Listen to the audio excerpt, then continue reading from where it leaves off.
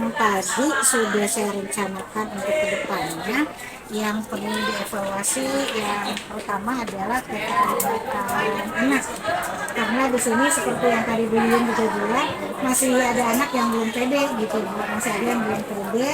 Jadi memang kita perlu mendekati lagi anak tersebut dengan lebih intens lagi, dengan lebih humanis lagi, mungkin kayak temen lah.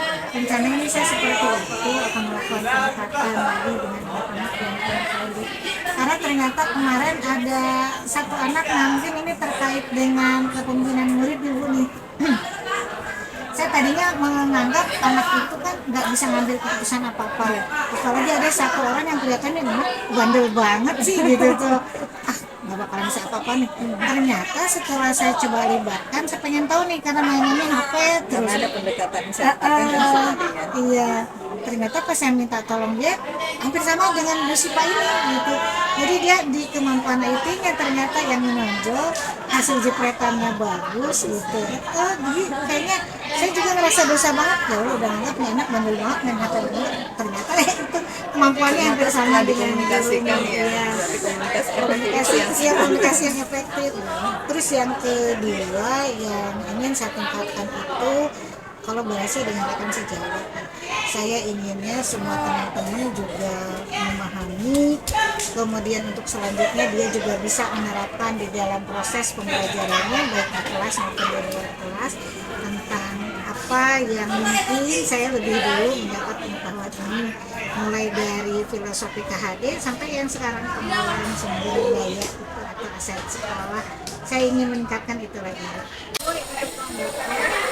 Menurut Bunda ini, apakah masih perlu dikembangkan atau perlu direvisi dari proses pengambilan keputusan tersebut yang tadi sudah disampaikan?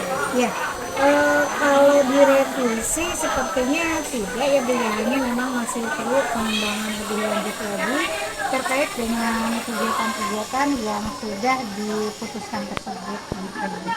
Yang jelas di sini yang perlu dikembangkannya itu tadi, karena dengan kepemimpinan kepala sekolah dalam pengambil keputusan itu sudah sangat sesuai sekali dengan 9 langkah tersebut.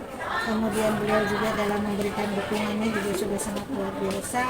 Hanya tadi yang akan saya kembangkan itu dalam pelaksanaan programnya, saya akan lebih banyak lagi berkolaborasi baik dengan rekan sejawat, dengan murid.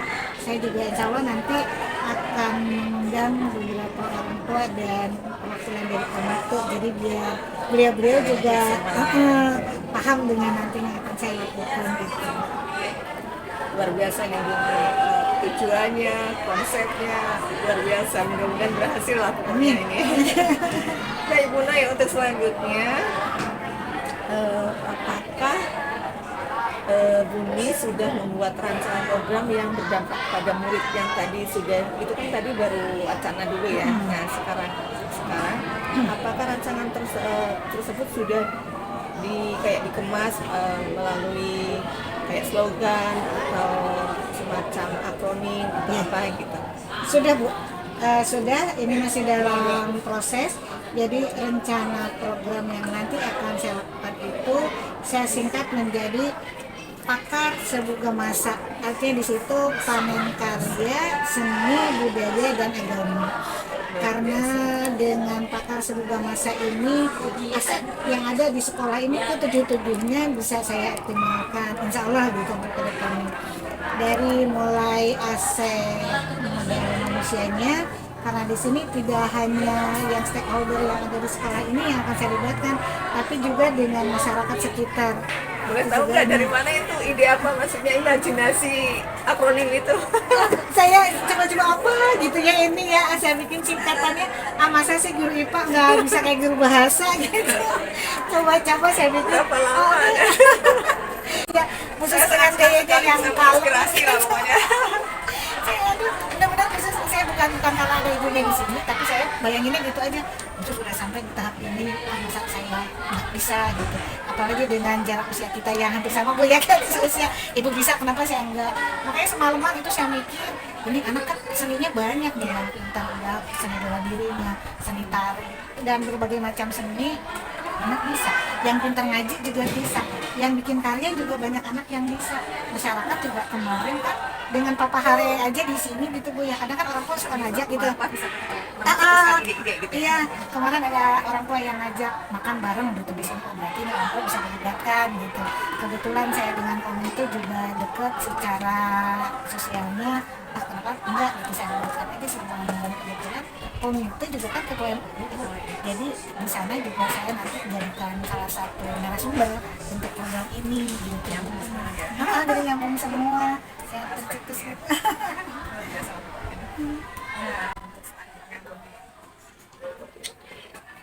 Tadi kan rancangan program sudah sampai ke Aproni sudah, kemudian sekarang yang menurut Bu Noi itu tantangan apa saya lihat, maksudnya tantangan yang terbesar yang dianggap menurut Bu Noi itu akan menghambat rancangan program yang dibuat oleh Bu Noi itu kira-kira apa?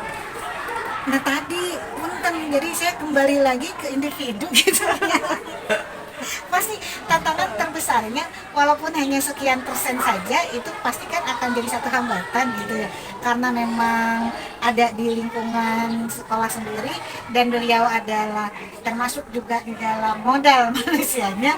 Kalau modal-modal yang lain iya, kalau untuk aset fisik, aset sosial dan aspek-aspek yang lain itu alhamdulillah semuanya insya Allah bisa dijadikan satu dukungan yang sangat luar biasa. Ini tapi kan udah berjalan ya beberapa waktu ini. Yang perubahan apa yang menurut Buni agak menyenangkan ya, menyenangkan hati Buni dari apa yang Buni alami beserta dengan komunitas yang ada di SMP 2 ini, yang tadi kayak sama Bu Yuyun. Menurut Buni itu merasa bagaimana? Ya alhamdulillah Bu, perubahannya sangat berasa sekali. Memang untuk rekan-rekan sendiri yang tadinya belum antusias untuk mendukung saya, sekarang yang tadinya hanya di kelas 7 aja teman-teman yang memang sangat luar biasa, tapi sekarang teman-teman yang ngajar di kelas 8, yang ngajar di kelas 9 pun sudah mulai ikut berpartisipasi gitu Bu. Terus yang keduanya keaktifan dari anak. Jadi yang seperti tadi yang saya bilang, anak yang biasanya keluar gitu jarang ada di dalam kelas, sekarang udah mulai betah gitu. Belajar sambil bermain. Belajar sambil bermain. Karena sekarang sudah saya bebasin, Bu, saya mau di bawah aja ya katanya sambil tiduran, jadi belajarnya tengkurap. Silakan. Nah kan di situ bisa juga bermain jadi belajar gitu. Nah di sini juga kan saya bisa memberikan masukan juga, makanya kelas itu harus selalu rapi, harus dibikin nyaman, jadi kan betah, mau sambil duduk, sambil tiduran, mau sambil tidur kan kamu enak dalam kelas. Jadi budaya positif yang memang harus diterapkan juga bisa saya masukkan sedikit-sedikit gitu Bu. Seru ya Bu. Saya dia dengarnya seru.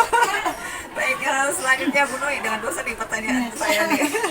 Apa yang Bu Noi perlukan untuk komunitas praktisi yang sudah dibuat agar bisa terus berjalan bersama, beriringan, bergandengan tangan, berkolaborasi? Iya.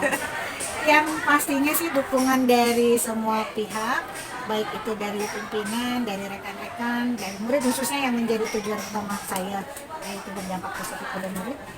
Selain itu juga dukungan masyarakat sekitar, orang tua, kemudian juga aparat yang ada di sini sebagai modal politiknya, dan pastinya yang tidak kalah pentingnya adalah ya modal finansial. Karena memang untuk di kami kan tidak memungut biaya apapun dari orang tua. Kalaupun kemarin itu ada bentuknya dalam bentuk sumbangan gitu, dan memang pihak sekolah terutama saya memang tidak meminta, tapi orang tua dengan kesadarannya sendiri gitu mendukung anaknya. Jadi kayak misalkan kemarin saya buat program untuk pameran, Orang tua ikut senang karena gurunya aktif ya. dan mereka juga ikut terlibat gitu, terlibatnya dalam proses persiapan sebelum pameran itu diadakan, mereka ikut terlibat, dan mudah-mudahan nanti Berarti mereka sudah merasa ini, kalau kata orang Jawa bilang handar ini ya Pak ya. maksudnya Ikut memiliki iya rasa iya memiliki. Kalau dulu kelas ya, kalau nggak ada siapa aja kelasnya. Makan di kelas ada berapa ada itu Mbak gitu. Udah biarin nanti ininya dari saya aja ceknya, bunganya dari saya. Tanpa diminta udah Tanpa punya diminta. kesadaran sendiri. Nah, itu yang sangat-sangat luar biasa. Ini kemarin anak-anak di Bu, kita aja ngecek di kelas Bu biar warnanya berubah, biar nggak kusam. Mana belum nggak Jadi nyuruh. sebenarnya dari orang tua sudah punya kesadaran sendiri bahwa sekolah itu rumah kedua buat anak-anak mereka setelah rumah. Iya, malah mereka juga ngajak bareng gitu gitu. Saya anak-anak aja kalau diajak. Betah kalau orang banyak pengen di sini. Kalau nggak itu kita cuma ngomong ganggu proses pembelajaran juga. Maaf nanti. Baik Bu Nui, terima kasih untuk pendampingan lima kami ini. Selanjutnya untuk refleksi terhadap materi yang sudah diterima dari materi-materi yang sudah dikuasai dan sudah dipraktekkan menurut Bu Nui di modul berapa? Ada yang luar itu? Baik, untuk saya pribadi gitu ya, memang yang paling menarik sekali di sini ada yang pertama untuk di modul S1 yang filosofi KHG, karena selama ini kan kita menganggap anak itu nggak punya apa-apa, kita yang hanya bisa tapi setelah saya pelajari itu ternyata anak yang segala keunikannya itu bisa kita kembangkan tanpa kita mendikte gitu. Jadi ya saya yang sekarang coba saya terapkan dalam proses pembelajaran seperti itu. Saya jadi coba gali aja nih anak maunya apa gitu. Kita sudah memiliki kompetensi Ya, masing-masing. ternyata memang sangat luar biasa sekali, dan itu yang menjadi pembelajaran buat saya, introspeksi buat saya sendiri, bahwa kita jangan menjas anak nggak bisa apa-apa. Ternyata di luar itu mereka punya kemampuan lain yang berbeda dengan saya. Kalau saya gitu sih Bu, menurut tolak belakangnya dari situ modul-modul ke sini itu saya belajar banyak ya Bu. Terus apa kelanjutannya, terus cara mengatasi permasalahan yang dihadapi ini apa? Nah ini Iya, itu sebenarnya proses tapi tidak nggak terasa.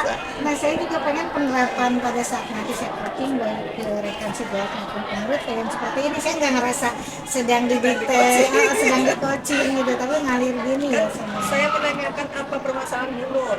Saya menanyakan apa yang akan dilakukan Bu Nur. Bu Nur Iya. sendiri yang menemukan tanpa terasa.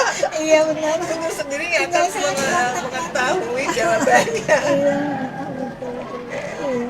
Nah, kemudian untuk di modul apa yang Bumi rasakan masih membingungkan dan ingin dipelajari lebih dalam. Yang tadi itu Bu, yang modul 2 ya? Ya, karena kan kita sudah finish ya, Iya. sudah sampai ke modul 3.3. Nah, dari modul 1 sampai 3.3 ini yang sekiranya Bumi rasakan masih membingungkan dan ingin dipelajari ulang untuk mendalam.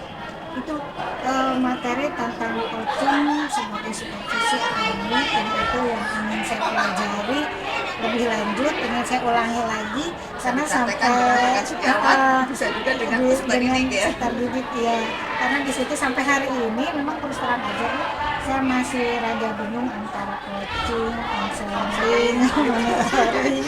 Nah itu masih pabelit gitu. Nah itu alasannya kenapa saya ingin mengulang materi itu gitu. Jadi tetap mohon bimbingannya Bu. Baik, baik Bumi, terima kasih. Mudah-mudahan Bumi tetap sehat. Amin. Dalam program penggerak ini sampai finish dan mendapatkan nilai yang terbaik. Amin. Terima kasih. Saya juga mengucapkan terima kasih khusus, dan saya mohon jangan bosan-bosan untuk menjawab pertanyaan-pertanyaan saya yang kadang tengah malam. Siap, Jadi jangan bosan untuk diganggu gitu. Terima kasih khusus. Kemudian sekali lagi saya mengingatkan untuk diskusi terkait pemetaan aset ini sebelum PI mengambil langkah. Bumi juga harus menentukan jadwal diskusi pemetaan aset dengan kepala sekolah, kemudian dengan rekan guru atau mungkin juga peserta didik. Kemudian nanti juga membuat semacam plan dari diskusi tersebut. Kemudian jangan lupa dokumentasi dan mengumpulkan hasil pemetaan. Terima kasih ya Bumi ya. Sama-sama Bu.